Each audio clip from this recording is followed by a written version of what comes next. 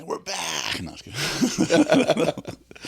All right, welcome back to another episode from Relationship Run Back, bringing hope and love back to relationships. Because sometimes, you just got to run it back. You know what I'm saying? We all make mistakes. We've all been in situations where you just need to step back and let me give that another try. Today's guest, longtime friend, Rolando Castro, Credit Repair Solutions. Is that your name? Elite Credit Group. Oh, Elite Credit. That used to be his name. Yeah, Okay. I used to be. Okay. Yeah. So Elite. I said, let's. What's their tagline? Let's. Bring hope and love back. Yeah. But the name of your company, it's Relationship Run Back. Run Back. So let's do this credit thing. Run back. Let's Let's run it back. All Let's run right, it back. all right. Yeah. I'll let him introduce himself. Rolando Castro. Yeah. So Aaron, first of all, I want to say thank you for inviting me. It's an honor to be here. Yeah. So for those of you that don't know me, my name is Rolando Castro. I'm with Elite Credit Group. I used to be the owner of Credit Repair Solutions, so we did a whole run back. Started my own company back in June of last year. So we specialize in FICO enhancement and educating the public about how important the credit is and how important it is to their personal life. And if they're in a relationship, how important it is to having a healthy relationship as well. Good. Yeah. Yes, and that's why I wanted you on the show. I want you to share your stories about couples you worked with, and I want to tie that into how it works in everyone's relationships. Money is a part of our lives, whether we like it or not. How we handle money. How our beliefs in money, our philosophy behind it, our attitudes toward money affect our relationships. Yes. It touches every part of the finances. Saving for the kids, saving for a house, saving, and I believe it's still number one or number two, right around there. Reason why? Yeah, I think it's still number one. Is the reason for cause of divorce is finance. Yes, finances, and that could be depending on your and the way you grow up, really from your family of origin affects your attitude. And some couples I've met are someone's nonchalant about it. One's a budgeter, and it creates a conflict, and that conflict can grow into a really big issue. But unless you nip in the bud, and unless you have a strategist or someone to help you. But so I want to start off by asking you. I know we talked about this before, but you have been doing this for how long? Since 2010. Okay. So I mean, what is it? 14? Yeah, 14 years. Okay. And within that time, you have to have a couple stories where, that's a touchy subject. People don't like showing their credit to anybody. No, it's a voodoo. Right? It's not until, it's like that toothache. It's like, okay, it doesn't hurt that bad. Yeah. But it's not until you're like, I can't take it no more. I have to do something. Or it'll go away for a week. Yeah, we pretend it's not there. Yeah, it's not there. It comes back. Okay, man. Yeah. When you want to go buy that car or buy the house. I think people that are dating should ask, hey, what's your credit score? Yeah, right. What are your finances like? They ask you 3 financial questions, and if you meet those, then I'm good to go. If not, I can't mess with you if you have a low FICO score. That should be in everyone's profile, Imagine. Actually, these 3 questions, these credit questions, like a pre-qualifier. Yeah. Yeah. Let's pre-qualify you. But I want to get some stories from you. Tell me some stories about when you met with couples, and don't mention no names. Of course. No, I've seen it all. I see where a lot of couples, they have the dream, the desire to buy a home, and one of them has bad credit, and they've been married for years. And I look at the credit report, and I look at, well, this is not new stuff. This has been lingering. You've been married for 10 years, and this has been lingering for 5 years. Where and her credit is good and his credit is bad, or vice versa. And I get to ask, well, and I wonder, well, what happened? Why did one choose to have bad credit? And sometimes life happens. Right. Sometimes life zigs when it should have zagged, and we find ourselves in a position where we could be ill, or we could have been laid off, or something that was inevitable. I get it. But if we choose and we elect to miss payments or do things on purpose and hoping that it's not going to affect us, that's not the reality. It is going to affect you, and unfortunately, it could be expensive to fix those mistakes.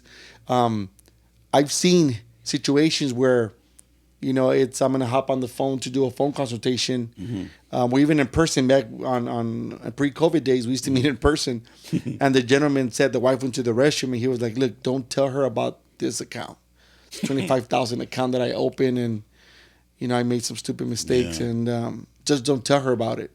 So I'm thinking, man, do I follow the bro code and hook up the guy? But as a professional, I can't. Yeah. I said, well, how about you just pretend you don't know what it is, so I could address it, because what if she knows and then she's just testing me, and me as a professional, I can't. That's some deep counseling there.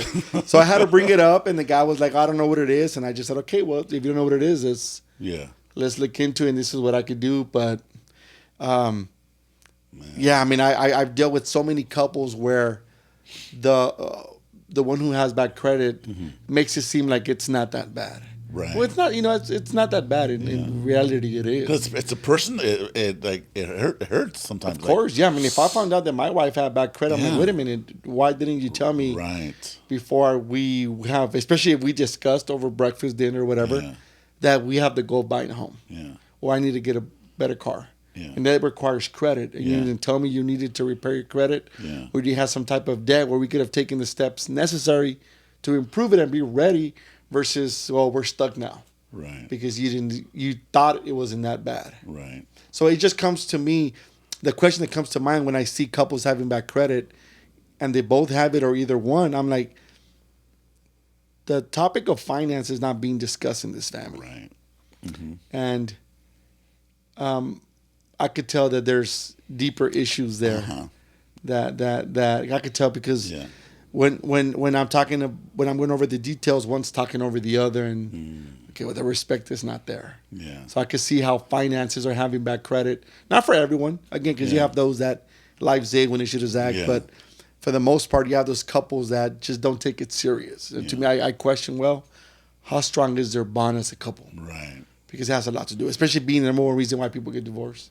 And if you can talk about finances, I think it's a really it's a sign of how strong your relationship is. Like you said, if you're not talking about finances, which affects every aspect of your life. Of course it does, yeah. If you're not talking about that, then what else aren't you talking about? Yeah. And what else are you hiding? Like the one that gentleman said, don't tell my wife about this account. Man, I mean, again, there's deeper issues there. That's just on the outside. Okay, your finances your credit's not good. They probably could use some counseling, on how to talk about being because I find it very hard to be in a happy relationship, in a fruitful relationship, in a relationship that's flourishing. If there's something, if there's an elephant in the room, finances. If you have bad credit, then you're most likely not saving at the capacity you can because you're paying too much interest, or you're just not. Yeah. You're and I feel that has to do because I took a course about money.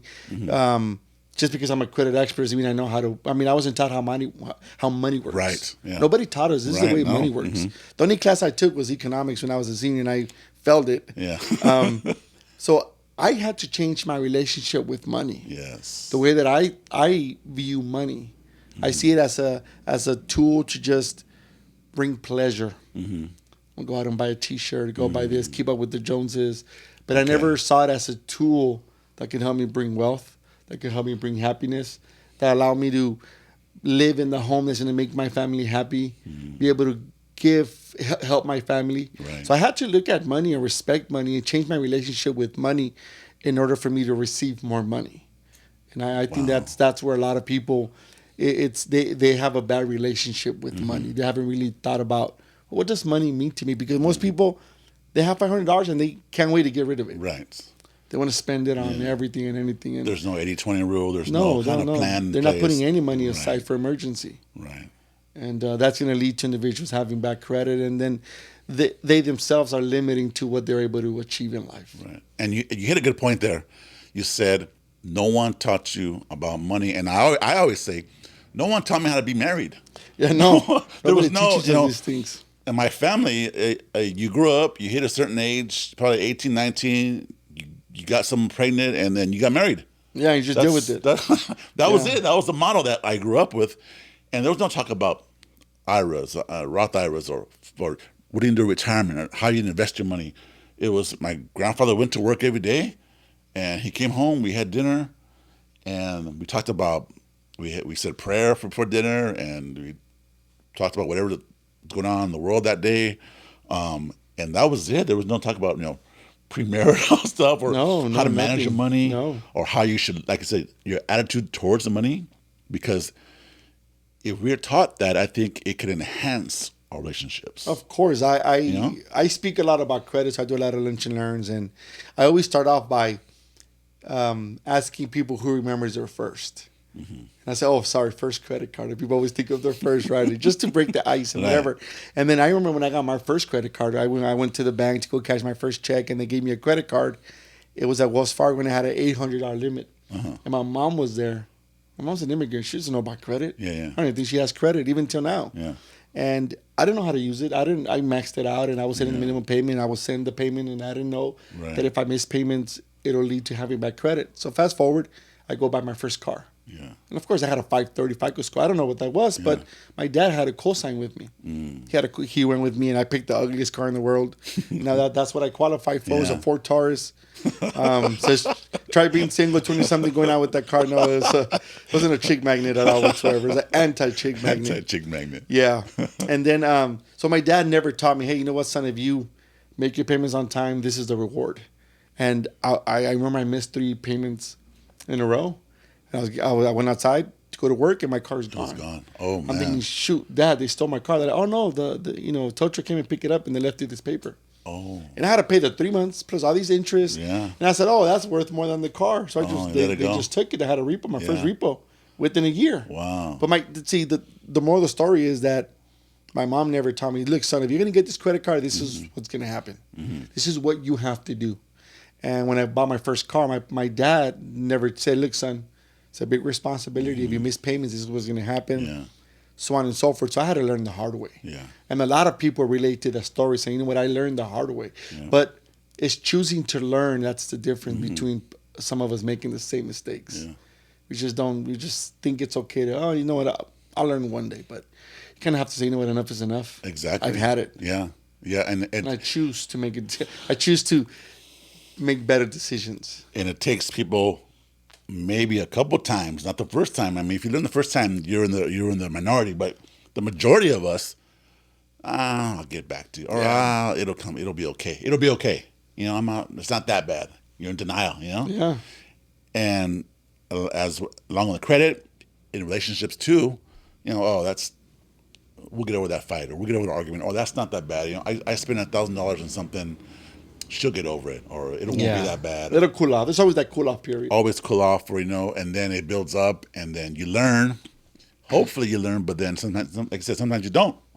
It takes 2, 3, 4 times. Stubbornness. I think my attitude towards money and my credit really didn't get serious. When I say serious, I meant I have a budget, I have a plan, I know when the due dates are, I know how much I owe, I know how much to pay, I know all this stuff. So it's management. Having a good credit score is about managing. Yeah, and before I was like, I don't know, I missed a day. It's only 3 days late, and then 10 days late, and then oh man, it's like. But think about it.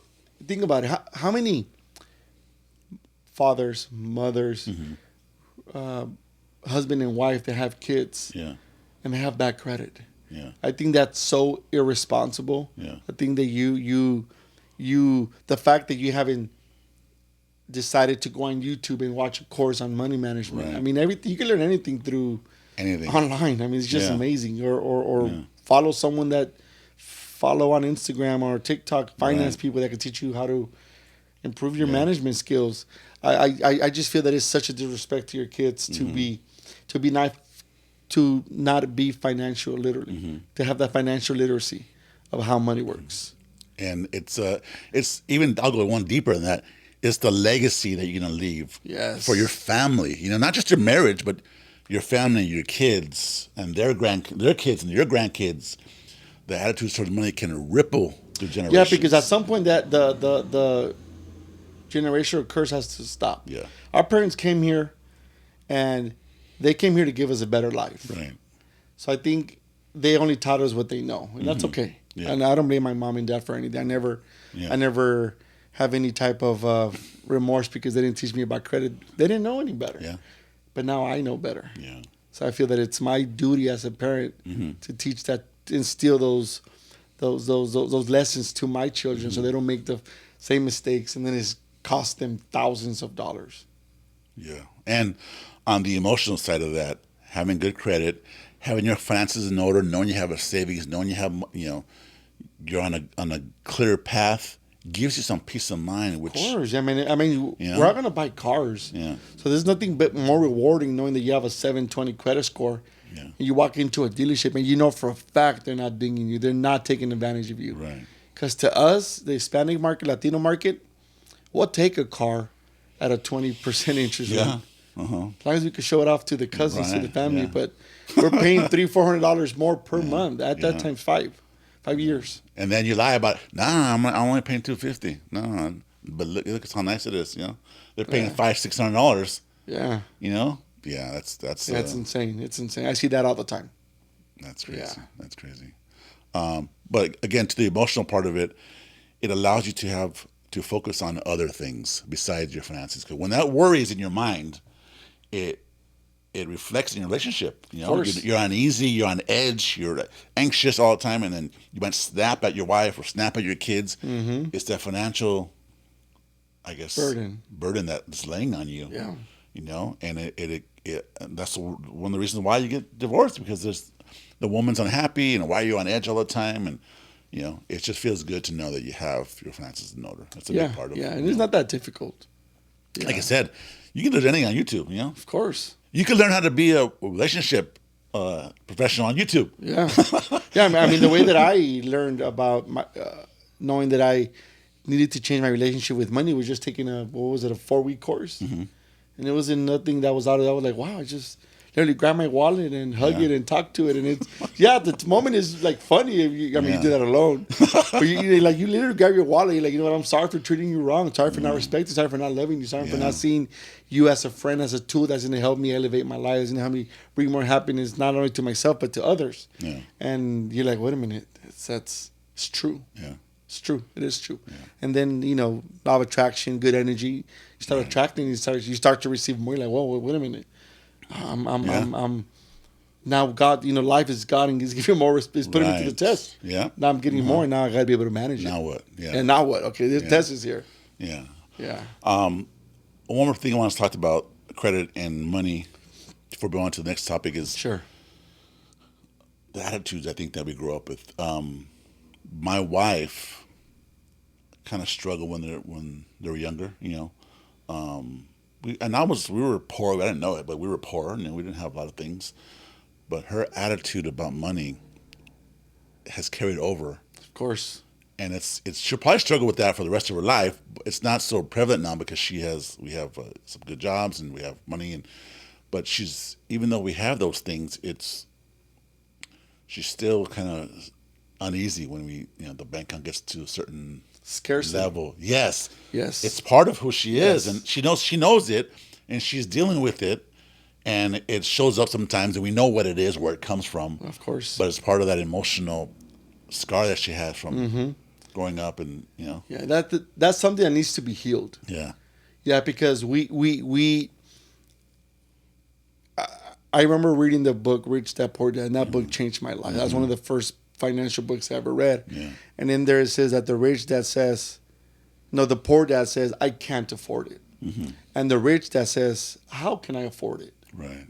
So a lot of us here are, hey, dad, can I get? Nope, I don't have the money for it. Nope, I don't have the money for it. Nope, I don't have the money for it. So we grew up thinking, well, you have to be rich then in order for you to be able to buy new shoes. So you put that blockage in your mind, or you just subconsciously assume that, you know what, I'm not worthy of having a lot of money, and if I do, it's so uncomfortable, I'm going to get rid of it. Right. Or I want to please myself by buying a Gucci bag or this meaningless things that are super expensive just to fill that void. Right. That'll make you feel like, okay, if I spend now, I feel great. Because it's all at one. It's just. I'm supposed to have it anyways. Yeah, I'm not supposed to have it anyways. So I can just get rid of it. Yeah. No, it's because there's a scar there, and that our parents, of course, and I'm sure us Hispanics, we all go through that. Yeah. A lot of us just feel that we're not worthy of making a lot of money, and when we are, we're like, well, why am Yeah. why is this happening? Yeah. And what do we do with it? Yeah, what do I do with it? I don't know what to do with it. Well, let me just spend it. Yeah. Yeah. Exactly. Yeah, Exactly. so that's just a scar that needs healing. It's something I need to deal with as well. And I mean, even now you somehow go back to your old habits. Yep. The way you They so show just, up. you just have to just rinse and repeat, rinse and repeat. They show up.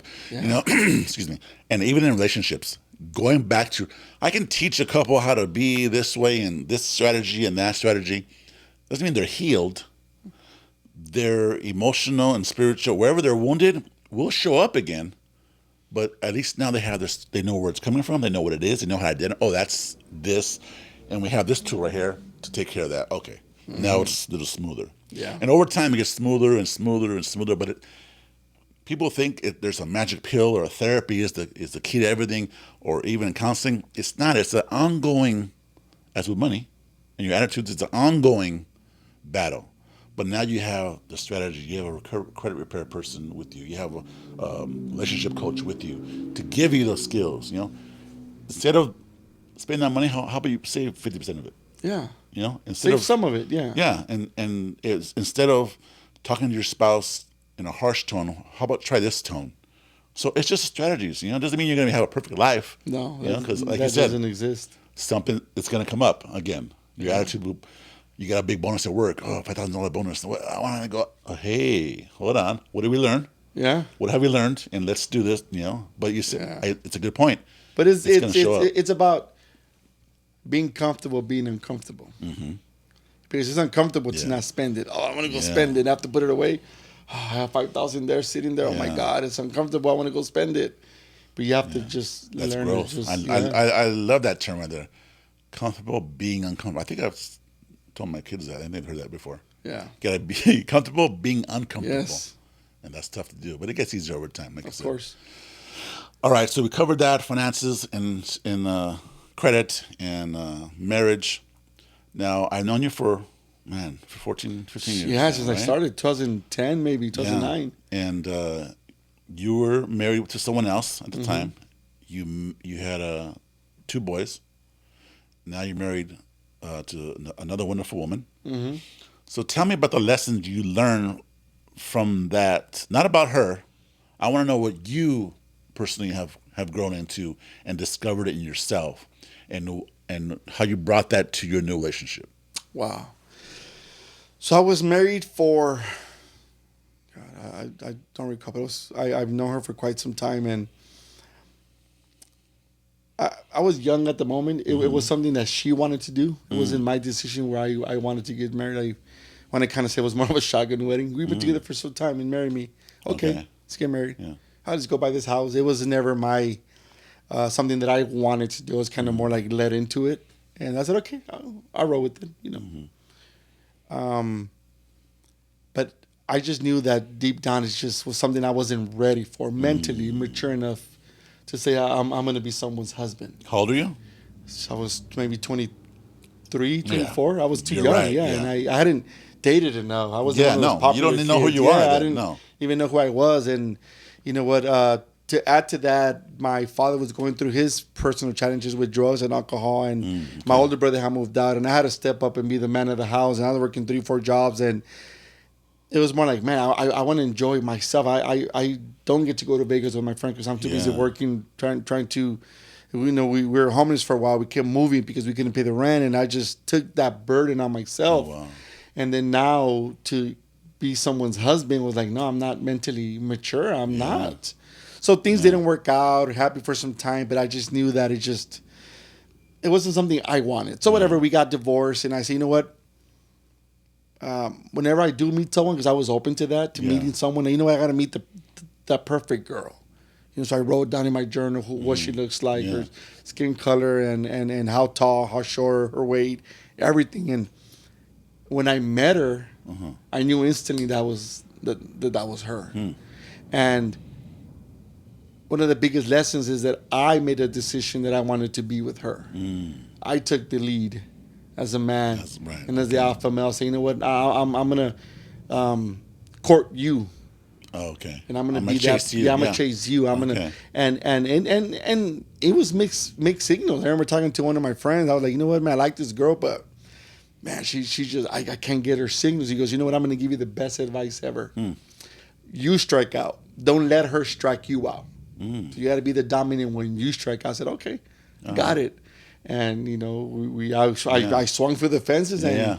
you know, now we just got married on Christmas Day. Yeah. That's all I remember. Yeah, last year. Yeah. So we have two amazing kids. So what I learned from my old relationship to now, it's just maturity. You know, I'm more mature. I'm aware of a lot of mistakes that I made myself. I don't sit there and say that it was just my fault. It was her fault. The reason why we got divorced. I made a lot of mistakes, and I'll take that with me. I'll man up to say, you know what, I did my part. Right. One of the things that I love now that I didn't like then was that my wife Stephanie, who's a mother, who's my wife now. She's an amazing mom, and she lets me be a dad. She lets me discipline my kids the way that I grew up. Because at first she was kind of being mama bear in defense. I said, you know what, look babe, in order for this to work, you were raised a certain way. Yeah. I was raised a certain way. I'm not gonna father like you because I don't know. I wasn't there in your life when you were 5, 6, 7. Right. So I don't know what lessons you learned that I could apply that to my children. Look, my dad used to whoop my ass, and my mom used to whoop my butt, and I'm gonna be tough with my kids. Yeah. As long as I don't hurt them or affect their welfare in any way, or shame them or put them down, let me be how I need to be. Right. And she did. Yeah. And to me, it's like, man, that's the most amazing because I get to be a father. I get to be myself. I get to instill the lessons that I learned growing up into my kids, and she gets to do hers, and I'm okay with that. You know, when they stress her out, I never intervene. I let her vent. I let her do her thing, and she lets me do my thing because now that's co-parenting, and that's one of the things that back then I didn't like. Like I would play video games with my son, and we used to love playing Mario Kart. Yeah. And I'm tough. I'm like, look, if you want to beat me, you got to get better.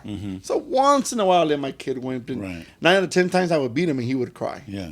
And then my ex would run in the house. Why are you mad? I'm like, no, he needs to learn it. No, and then we would fight. And so argue. That was an area of conflict. Big time, big time, yeah. Okay. Big time, like one of the. Like I said, that was the main thing that I something that I didn't like that I say, you know what, if I do get married again and have more kids, I'm going to make sure I address that I need to be a father. Okay. I need, let me discipline. I'm a good guy. Let me discipline my way. And if I want to make my kids tough, and I'm going to discipline because I have a daughter. Yeah. I'm going to discipline her different than my boy. Right. With my girl, I'm more, I'm tough, but I'm more like, softer. But with my boy, I'm super tough with him because life is hard. Yeah. He needs to be tough. If you fall, let him get up. So they learn. Yeah. That's how they learn. That's how they learn. Yeah. Hey, look, he wants to get up on the couch and jump. Hey. Let him. Let him. He's going to get hurt. Okay. He breaks a bone. We'll put a cast on it and he'll be fine. But that's one of the things that I know that I didn't have control back then that made me unhappy, that I'm very happy that I have that control now. That's interesting. Yeah. Do you know why she didn't let you do that? There has to be some reason. So this is something that I learned, and this is something that you're my totally when we were off air that I met my wife. She healed me and I healed her. Yes. So, especially now, you hear it a lot about the woman being the dominant and the man being more masculine and feminine. So, my ex was very, very masculine. Oh, okay. And you can't have two alphas. No. The man needs to be. You know what? Trust me. I got this. I'm the man. And whatever I say is not so much that you have to obey to me, but you have to trust me that I know what I'm doing, that I'm calling the shots. If I say this, it needs to happen. Yeah. That's not machismo. It's not, because my dad is not one of those guys that, what do you call that? Machismo. Yeah, like that. It's my way, the highway. No.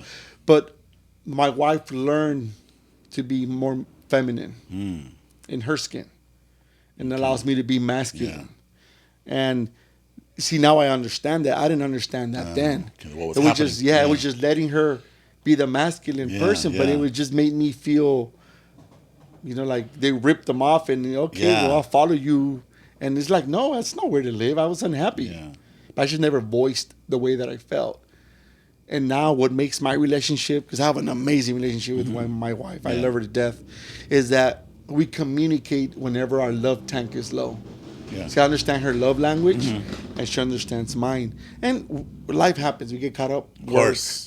And sometimes you just maybe you just don't give her the attention because her love language is attention. Oh, okay. She needs, if she's talking, I gotta stop, listen to her, listen to her conspiracy theories, all that. All right. Whatever. Look, babe, I have to. It doesn't matter what she's talking about. Just focus on what she's telling you. Yeah. And tell her she's beautiful, hug her, kiss her. And if I don't do that, she'll tell me, "Hey, babe, my love tank is empty." Yeah. You know what? Oh man, I'm sorry. Where am I failing? Right. And it sounds corny, but hey, I want. No, it's not corny at all. I'm not trying to get divorced again. No. I'm trying to have a happy marriage. You know what I mean? Because it's like, why not? I have kids. I don't want to put my kids through that again. Yeah. So I listen to her needs. Look, babe, you know what? You're not okay. Great, and I'll fix them. Yeah. And sometimes my love tank is empty. I'm like, hey, babe, like, you know, my love tank is empty. Yeah. You know, I need for you to be more attentive to my needs, and we do that, and it's amazing. You know, but I'm saying we don't still have our problems. Of course. When we have a ritual whenever we have a babysitter, we go to date night. We started doing this thing since we've been together for almost 7 years. Say 3 things you love about me and 1 thing you would change. Yeah. So she'll say, look, I love this about you, this, but I would change this. And if I see that it's repetitive, then okay, I need to fix this. Yeah. Right. Because it's bothering her. Yeah. And me as a man, in order for make her happy, I need to correct that mistake. Yeah. You know, I got to stop here. I'm proud of you for saying that. That's what a man's supposed to be. Many people think that, like you said, it sounds corny or men are supposed to be that. No. That's immature. That's emotional immaturity. To be a man and to be emotional mature and engage your wife and do those small things and the loving things, that is what real men do. And they keep families together. And there's not enough of that today, and that's why I'm doing this. Yeah. Because there's that tape in everyone's head. Oh, he's not a man, or your friends. Hey, you can let her control you, dude. You know what? You've been divorced 2 times. Why don't you sit down over there? Yeah. You know? Like I said, we're not trying to break up families. We're trying to keep our families together for the next generation, for my grandkids. I look at them and say, you know what? This is for you too. You know, this is for you too. And what we don't see nowadays, because you know, I know a lot of couples that fight and whatnot, and it's because, from my point of view, from a man's point of view, is the man's not being masculine enough. Yeah. Because what a woman truly wants is they want a masculine man. They want to feel safe. They want to feel that this man is taking me in the right direction. But whenever the woman needs to be masculine, it's because they don't have that confidence in the man. Yep. The man hasn't grown to become a man yet. Maybe he doesn't want her to see his phone. Oh, my phone, my wife could grab my phone at any time. Yep. And look, I don't need to keep anything from you. Yeah. Because I don't play that game where my phone is my not. No. With the moment we decide to get married, there's no more privacy. Yeah. Only time privacy is when you go and poop. Like, don't make me, let me do my thing. Hey, I poop with the door open in our house, dude. So I don't know what that says about us, but That's good. That's good. I hope to get there one day. That's just the relationship that I decided to have with my wife. She's on board with it, but a lot of people, they have too much pride. Yeah. They feel that, and it comes again from, we talked about, from what our parents teaches us, machismo, and a lot of people are afraid that they're going to be called sissy or mandilon and all these other. No, do whatever it takes to make your woman happy. Yeah. Be happy because she'll make you happy. Yeah. And then it's generational. When you have kids, it's not just about you and her anymore. It's, you know, you're affecting kids, other people's lives, and then their children are going to be affected by divorce. All this, you know. To your point, my wife we have each other's location now. I want her to know where I am, just for safety reasons. Yeah. You know, if I'm late somewhere, I'm not showing up, or she can see. You know, we have our kids' locations. You know, and before my attitude was, nah, I don't want to see you because you're hiding something. I don't want her to see that I'm over here. You know, that's immature. That's from examples when I grew up, what my uncles did and what I saw them do, and how, you know, if you have a man, let me say this to the camera, if you have a man who's hiding, you don't know the code of his phone, he turns it down when you sit down, you don't know his location, he won't let you go through it to Google something, he's hiding something. And that's a man you need to get away from. All right. Yeah, that's a boy. It's not a man. Yeah, exactly. Especially if you're married. Yeah. If you're dating, whatever, you might not know if she's the one. But I think if you're married and you hide your phone from your wife, it's. I know that we have a guide code, but at the end of the day, it's not healthy. No, it's not healthy. Are you spiritual in any way? Are you? Do you guys go to church? Do you guys go to? We go to church when we make the time for it. But yeah, we're very spiritual. We pray, and I believe in that. Lord is my Savior, and I pray to God whenever things are great, and when things are bad. Yeah. And I live by this phrase that this too shall pass. Yeah. So if I'm going through a high moment where I'm like, things are going great, I know that this is going to pass. Yeah. And I always just think, thank God for this moment. Yes. And when I'm going bad, is thank God for this lesson. Mm-hmm. Because what I'm going through is supposed to teach me something. Yeah. So I'm definitely spiritual. You mentioned something about roles, and in your past relationship, the roles. So what I like to think of roles, and it comes from Tony Evans, is God has his creation in alignment. It's God, Jesus, man, woman. Yeah. And if you're out of alignment, like you said, your wife was a little more masculine, more controlling. It creates tension. Yeah. It's not supposed to be that way, and you're not in alignment, so it's going to create these creases and tensions and gaps and places where the enemy can get in and break you guys apart. Yeah, you got to be in alignment, and the woman. I know it's not a popular term, and I don't mean it the way it sounds, but they have to be submissive, and it's not about being you're less than. It's about being in alignment with God's creation and God's kingdom for the family and marriage and His purpose. I think the word submissive needs a new definition. But I think when a woman is submissive to her husband, they have full faith that their husband is leading them in the right way. Yeah. And that's when they have a man that's mature. Exactly. They feel safe. The husband's... So the woman's not just submissive. The husband submits to Jesus Christ. Yes. And follows His example. And if the husband isn't doing that, the wife's not going to follow. This is a defense mechanism. The woman's going to be masculine. It's not. Yeah. She can take a different role. And it's her crying, saying, I need a masculine man to take care of me. Yeah. Or a godly man who knows his roles, knows how to love his wife the way Christ loves him, the way God loves us. But yeah, you hit a great point there where something was out of whack. The roles were not there. They were not lined up. And I compare it to, you ever drive a car where their alignment is just... Yeah, wants to go one way.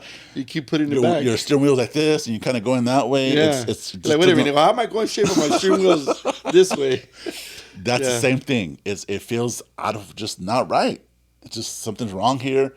You take it in, you get, okay, now we're moving forward. But just like a car needs tune-ups, yeah, we need tune-ups. Relationships need tune-ups. Individuals need tune-ups because we're not going to be perfect. Yeah. We're never going to... I don't think I've ever met a perfect relationship, but if you could learn to laugh together and have fun and have something that keeps you guys together. Like for us, we need to have coffee every morning. Like if you would have said, this podcast is at 9, we both would have been there in the kitchen at 7 a.m. Yeah. Having coffee before I head out. Nice. It's just something that we try to do it every single day. That's a ritual you have. It's a ritual that we have. That's great. It's a ritual that we share coffee and, all right, babe, what are you grateful for? Yeah. I'm grateful for this, for that. Okay, I'm grateful for this, and then our kids wake up, and it's all over from there. But at least we. But it's that time. It's that time. 5, even 10, even if it's 5 minutes every day. Yeah. Yeah. We have we just bought an espresso machine, so we're all about the coffee. Yeah. We have a coffee maker, espresso machine. We have a grinder, and we have all that. Man. Yeah. We grind our coffee every morning. It's beautiful. Yeah, because we met over coffee. Oh, really? It's funny how I met. So my wife at the time was a realtor. Okay. And I would meet realtors all the time. Men and women, I would meet them to try to earn their business. Uh-huh. So it was nothing special. She introduced me to her cousin. We did a podcast, and I put that I was in the podcast. She's like, "Oh man, let's talk about the podcast. Oh, hey, let's go grab coffee tomorrow. I want to, earn your business." Yeah. So we met, and she had glasses on. I guess she had maybe went out last night and whatever. But we clicked, dude. We clicked. But one of the things that I found her very sexy was she like, "Oh, let me go to the restroom." And I looked, and I was like, "Oh, look at those legs. She has some beautiful legs." Right? Huh? Gotcha. Yeah, but we came back, and I had my journal with me, and I'm reading. I'm like, damn, this is the girl that's in my journal. This is her. Shit. Yeah. No way. And I have it tattooed here. Nobody knows what this. This tattoo is the exact location where we met. Oh, really? That's Yeah, cool. the exact location of where we met and the date in Roman numerals. Nice. Because we met and we talked for like 4 hours, and then we went to the Wow, movies that night, and we haven't been apart ever since then. man. But it was just like I didn't go to meet her with that intention. It was Right. just we just clicked. That's when it happens, huh? When you Yeah, don't we go least with, at expected. least, yeah, Cupid was there and hit me man. with that. But you know what? It was rocky in the beginning. Oh man, we had some tough times because I had to shed that old Rolando that was Yeah. attached to Uh huh. my my my Your old patterns. my old patterns and Yeah. my old relationship. I never really Yeah. outgrew it. Yeah, I was divorced and I was separated, but I never really took inventory of what if I'm gonna go into a relationship, Yeah. what do I need to get rid of, or what do I need to take inventory of Yeah. all the bad things, and she helped me overcome all that, and it took years. How long were you from your divorce to meeting her? How long were you single? For 1 year, 1 year. I Okay. hung it up quick. Okay. Okay. And then with that 1 year, did you experience any personal growth? Did you like sit down? Like I said, did you take even? Did it start No, then? no, no, Okay. no, So it no. I took you was just to. kind of going through my. I moved out in October, and I didn't get my apartment until January, and then I met her in September. So I was really on my own apartment, and living the bachelor life for like Okay. 9 months. So I never really cared to look in the mirror and say, you know Okay. what changes do I need to make? I was just dating and Okay. doing was single with somebody who was single. So when I met her, and I was noticing that it was getting serious, Yeah. that's when I was like, okay, well, I need to, because I'm bringing a lot of the stuff that made me unhappy And into this you were relationship. aware of that. You saw I'm that. very much aware of it. Okay. 'Cause But it you- took a yeah. while to say where I'm in the position that I'm in now, where I don't have any of the old habits. I shed that skin a long time ago. And she wasn't perfect. I'm sure she had her own She had her, attitudes yeah, of and course, her viewpoints and- masculinity, because her Oh. dad wasn't in her life. Well, she had to. Yeah. Yeah. So she was very masculine. I said, you know what? No, that's not something that's But then I needed to make the changes. Okay, well, I need for you to be masculine, but I need for you to stop doing this. And I said, well, yeah, I do. Yeah. So I need to trust you in order for me to be vulnerable and be submissive and be that Yes. feminine woman that you And want. yeah. So that's how I'm speaking of experience, that I needed to make a lot of changes within myself, mature, grow as a person, and be comfortable in my skin as being the leader. So you know what? I'm leading this family. Yeah. And that's when she became very submissive. Right. And she follows my lead, because I know that she has full faith that I'm taking her in the right direction. Right. And again, being submissive is not treating your wife like a second, like a stepchild or No, that's not not it at at all. all. Please don't get that wrong. We're No, not she saying that. she's very independent. Right. She has her own decisions. If she says no, it's no, because she doesn't like Right. whatever Yeah. we're deciding. Okay, great, fine, I respect you. But what I mean by submissive is that she respects me as a man. Yeah. She gives She me that understands role the roles. of her husband and make as a a father of her marriage, children. yeah. If I tell my kids no, she's not gonna be like, yeah, no, I said no, it's no, and she's like, okay, well, daddy said no. Yeah. Daddy said no. Understood. Yeah. And I give her respect as well when my daughter. Oh, yeah. Oh, can I get a candy? Ask your mommy. She's a boss. Yeah. And if mommy says no, mommy said no. Yeah. Yeah. But so we still have have that leadership role. Yeah. It still is trust and respect and dignity and loving and caring and all that stuff too. Yeah. And you also mentioned something about you said it really well. I can't remember what you said, but you got to be friends. Yeah. Being friends and making each other laugh, and in those moments when you're having coffee, you're talking to each other.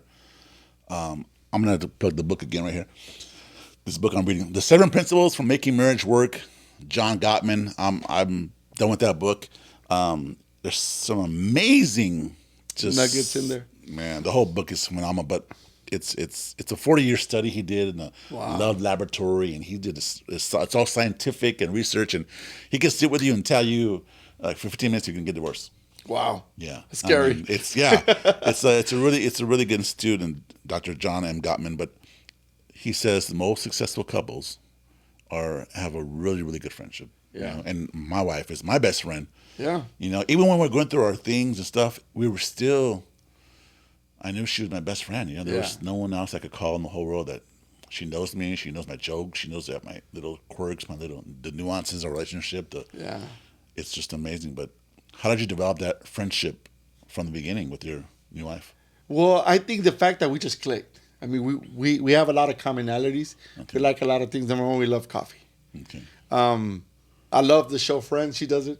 Oh, You know, okay. she likes more like $1 million listing, or she loves conspiracy theories. I don't really believe in conspiracy theories. Yeah. So we have a lot of things that we don't have in common. But I mean, she just has this confidence that I was just even now I'm just so attracted to her because I value what is it about her that I fell in love with, and it was just her confidence. She's just. I mean, if I ever have an issue, whether it's through something with my family that I'm going through or something with my business, I know that I could always come, look, babe, this is what's bothering me. Yeah. And she'll call it how it is. I mean, she doesn't sugarcoat anything. Yeah. Like, look, man, you need to stop being a little Yeah. and toughen up because that's been bothering you for so long. Yeah. You know, if they don't call you back, it's fine. Yeah. So I know that she has my best interest for sure. She's always looking out for me. Right. And because of those qualities, I could be myself around her. I could be who I really am, goofy and funny. Yeah. And when we go out, we just talk for hours and have fun. And it's just because we're both on the same wavelength. We talk about our future, our goals, what do we want to do. We want to buy an investment property. You know, our goal is to buy a vacation home in Aspen, Colorado. That's what we want to do. Yeah. And so we have those common goals. So we both wake up and okay, let's grind, babe. Let's work. But then it's we learn to just have fun and play. Yeah. And really smell the roses. That's awesome. And enjoy the process. You know, like our kids were sick just a few weeks ago, and I remember seeing my son. He has a little table where he was just hunched over, sick. You know, and this morning before I left, they were making a ruckus. I'm like, I would much rather see my kids having this dirty house. Yes. Than seeing him right. hunched over. Yeah. You know, Exactly. so we learn Any to day. see a mess is a sign of healthy kids. Yes. Dirty dishes are Yeah. a sign of we ate. Yeah. Yeah. Yeah. That's a good point. Laundry, Yeah. it's kids that are healthy that are just Right. constantly Moving. changing. We're moving. We're Yeah, doing we're not in the things. hospital. Yeah. Right. Things could always be worse. So let's just Yeah. embrace it, have fun, and just take it day by day. You know, I hear through my training and through the books I've read and me going to school, I hear, when I talk to people, I hear aspects of a person's relationship that are healthy. Like if you talk to someone who has about their credit, you can pick up on words and things that I already know where this is going. I already see this. This is a bad thing. This is a good thing. You know your business. Mm-hmm. So when I hear you talk about your new relationship, I hear that you turn towards each other. Like you said, one of the signs of a healthy relationship is turning towards each other. No matter what you're doing, put the book down, put the phone down. You know what? Let's talk. Oh, I heard you say this. You need my attention right now. Like her love language is attention. Yeah. You stop whatever you do. Yeah. And you turn towards her. Yeah. And that is a big sign of a healthy relationship. Yeah. And your friendship, being friends first, that's a foundational part of a healthy relationship. Being friends, turning towards each other. How do you, when you have arguments, disagreements, how do you approach each other? That's a very good question. So, whenever we have a disagreement, we both could be stubborn. Mm-hmm. I know how to push her buttons. Mm-hmm. I can push her buttons and get her pissed off if I want. So I have to learn not to do that. Okay, you know what? I could easily push. Because I know her very well. I can push her buttons. So if I'm wrong, I learn to just someone has to be the bigger person because we're both rambling and it's getting like this. No, okay, I need to stop. I need to de-escalate this and just let her vent. Let her. Yeah. And then if I messed up. I would not let a night go by. You know what, baby? I messed up. Yeah. My bad. I shouldn't have said this, or I might believe this is whatever it is. Whatever it is, if I messed up, I messed up. Do you ask her for forgiveness? Oh, of course. Okay. Look, baby, I'm sorry. I'm gonna make sure it doesn't happen again, or I shouldn't have yelled, or I shouldn't have exaggerated with the kids. But then the good thing about my wife that I love is that not right there and then, maybe like the next day. She'd be like, okay, let's talk about what happened last night. I'm like, oh, man. I know where she's going. Yeah. What's causing that? And that's where I'm like, oh, my God, babe, I got to open up. God damn, okay, I'm going through this at work and I'm just feeling like this. And she's like, okay, because I know it's not you. I know it's not the Yeah. kids. It wasn't the fact that she or he spilled milk. No, No, no. it's something that's there that we need to address now because Yes. I'm not going to allow you to Yeah. snap at my Because it's showing kids. up as that, but it's Yeah, not and if that. they messed Yeah. up, yeah, but don't snap at the kids or Right. snap at me because you're bothered by something else. Yeah. That I will not allow. And I'm like, oh, man, okay, that's true. Yeah. I know. Like, okay, I got to, Yep. open up about what's really bothering me. You know what? This is bothering me. I invited this and, it didn't work out or whatever, and that's bothering me. She's like, okay, well, let's address that because I don't want that to, it's not fair for the kids. I'm like, so that's what I love about her. She's always like saying, no, that's something to dig, Yeah. that's dug deep. Let's get it out. So she approaches you with a really soft approach. It's not like, Yeah. what the hell are you doing that for? She's not going to No. be one to just, okay, I accept your apology. Yeah. I'm safe now. No, it's like the next thing, okay, babe, let's address this issue. What happened Right. yesterday? Because Okay. that's not like you. That's not something Okay. that's not the man I want to be with. Good. And to me, it Good. affects my ego when she Yeah, says, I'm yeah. like, the man you want to be with, girl. I am the man you want to be with. But I know I need to make changes, Right. you know? Yeah, And I know yeah. that if I want a healthy relationship, she's telling me what's bothering her. Just shut up, listen, and change it. That's it. Right. Exactly. That's it. You're two sinners coming together with all your attitudes, beliefs, and backgrounds and history, making it work. And again, I want to make sure you get this message right here. No relationship's perfect. People still argue and have disagreements, but it's the way they approach it. It's the way they communicate. It's how they start. It's the things they say. It's the way they look at you when they argue. It's the common theme is the love. Is love being shown in every, even when you argue, you can show love and patience and discipline. In the past, I've exploded and yelled and said things. It's because I wasn't showing love and because I didn't know how to love. But now, But, you know, but let me stop you there. Sure. You have to love yourself thank before you learn to love somebody Yes. else. Yes. And Yes. I need to love me, and I need to love the mistakes that I made, and I need to love the growth. And I still have a lot to go, but I have to Of look course. myself in the mirror and say, you know what? I love you. You are loved. You are a great Yeah. person. Because it's not my job to make my wife happy. No. It's my job to be happy, and through my actions, she'll be happy. Yeah. But I need to love me before I can love somebody else. They're just saying that it's many preachers have said it before, and I'll repeat it here today. Marriage isn't supposed to make you happy; it's supposed to make you holy. Okay, That's a good. I never heard of that. I never seen it's it supposed that to way. make you holy. Again, back to the alignment and God's purpose for you, and His plan for you, His desires for you. He wants you to live the abundant life. It's not supposed to make you happy. It will. It can, if you align yourself with God. Yeah, that will happen. But it's supposed to make you holy because we're here for a bigger purpose. And in your marriage, you can be happy and wonderful and have bliss and all that stuff. But if you're not aligned, like Yeah. the past, like my past, you're not in alignment, you're not gonna be happy. Yeah. You know? Yeah, you have to put God first in everything that you do. Everything that you do. The fact that I'm gonna drive to go meet with Aaron, it's a 45-minute drive. God be with me, protect me, Yeah. and Yeah. when I'm here, thank you God for it was a nice drive. Exactly. And I'm gonna go home. Yeah. Thank you God. Just always be thankful and grateful because we never know when that's gonna be our last time saying that we're thankful. And then especially what's going on over there in Yeah. Middle Eastern. Yeah, you never know. Yeah. You gotta value. You need.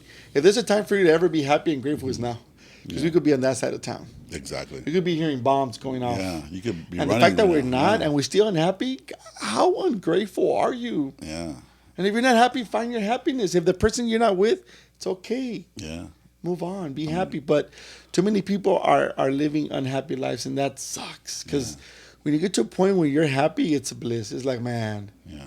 But again, it's not always going to be sunshine and rainbows, Right. but Right.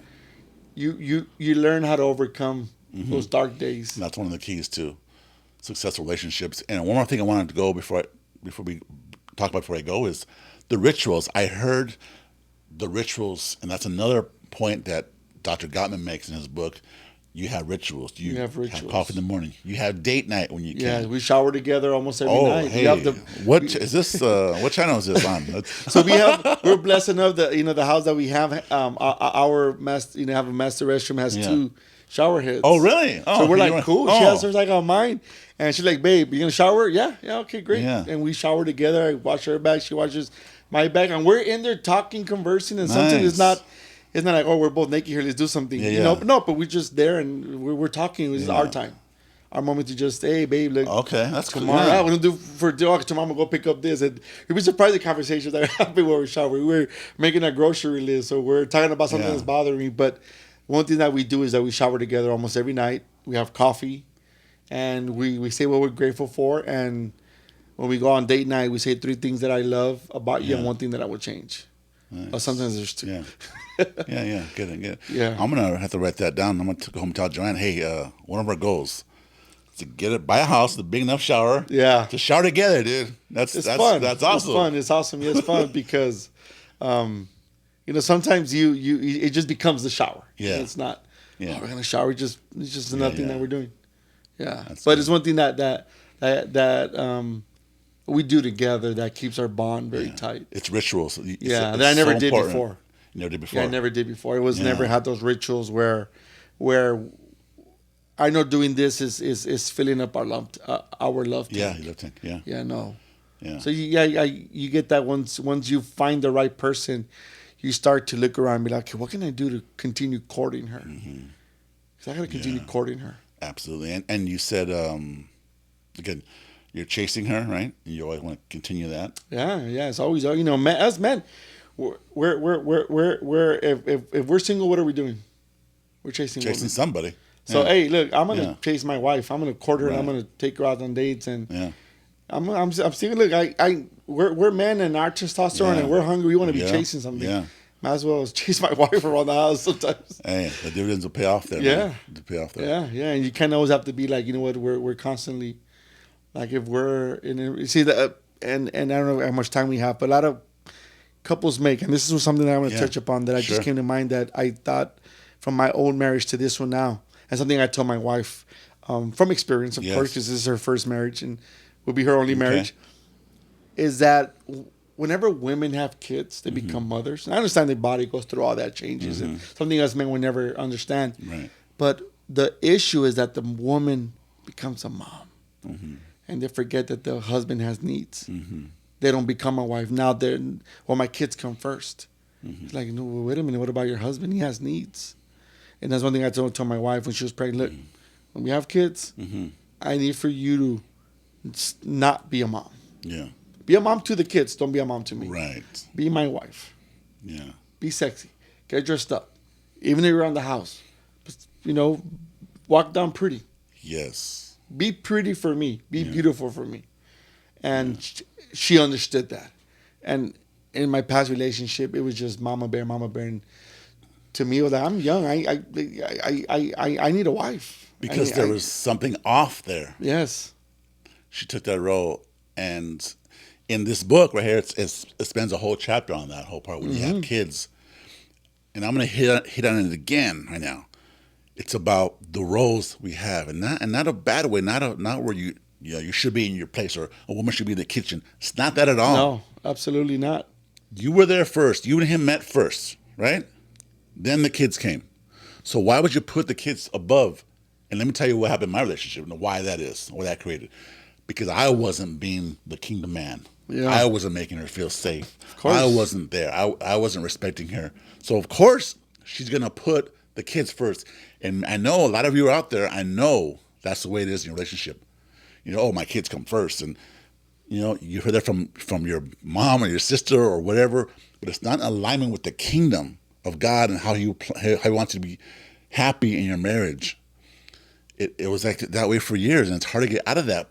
Yeah, because if I put my wife before my kids, then if I could in the kids nurture, make my wife feel amazing, she's gonna be an amazing mom. Yep, exactly.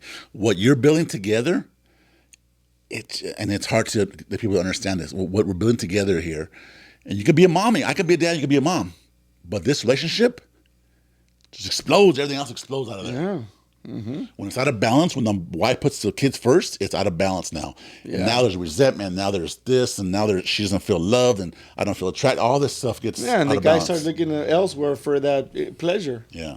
Yeah.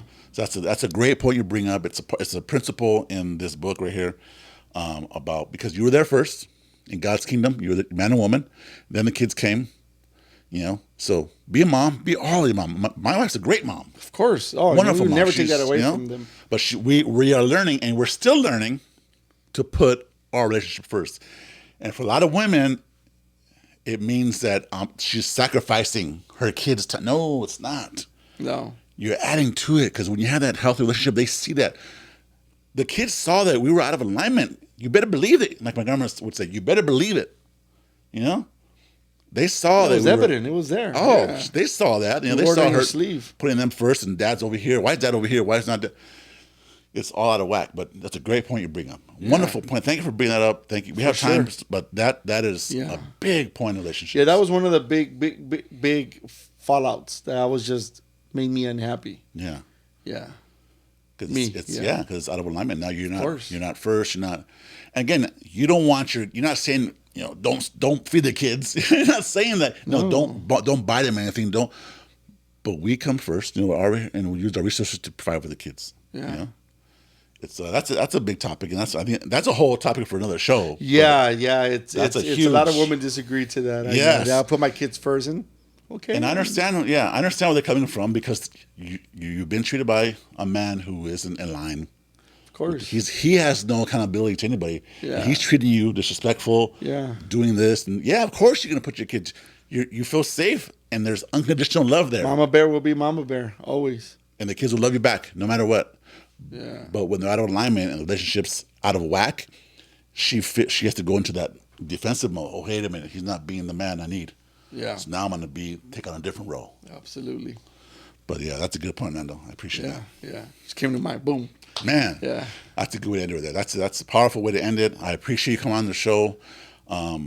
Maybe one day you and her both can come on to testify. Oh, for sure. We'd love to. Talk about more in depth, and I'm sure she has a wonderful point of view too. She has a different view. But I appreciate your rituals and things you've said here, and how finances, your credit affects the relationships. Again, just thank you for being here, man. Appreciate it. No. I mean, I hope that your viewers they could take one thing is just for them to find their own happiness. Because life's too short to be unhappy. Yeah. I'll leave it with that. I appreciate it. Thank you, Aaron. Thank you again for watching this episode of Relationship Runback, bringing hope and love back to relationships. Cool.